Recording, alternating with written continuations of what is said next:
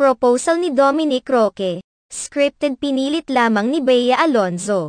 Isiniwalat ng batikang kolumnista na si Christy Furman ang posibilidad na tila scripted ang proposal ni Bea Alonzo at Dominic Roque.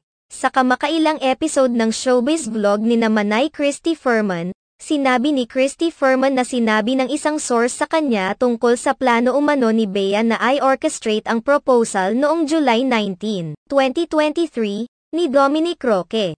Sa pagkakaalam ng lahat na ang nangyaring proposal ay sorpresa ni Dominic para kay Bea, na inakala lamang umano na may ginagawa lang siyang project sa Las Casas Filipinas de Accusar sa Bataan. Subalit, hinala ni Christy Furman na plano itong lahat ni Bea Alonzo. Pahayag ni Christy Furman, may nagkwento umano sa kanya na ang proposal ni Dominic kay Bea ay staged at ang planong ito ay nagmula sa kampo ng aktres. Kaya naman parang pilit lang ang lahat.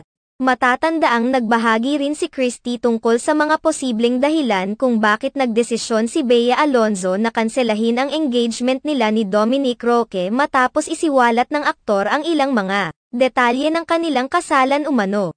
Ang mga revelasyon ito na ginawa ni Christy Furman ay nakakuha na ng atensyon ng kampo ni Dominic Roque kung saan binalaan nila ang kolumnista na maaaring managot sa korte dahil sa mga maling impormasyon na ipinapakalat nito. Kaagad naman itong sinagot ni Christy Furman kung saan iginiit ni Christy na wala siyang binanggit na pangalan habang tinatalakay ang mga posibleng dahilan ng breakup ni Bea Alonzo at Dominic Roque.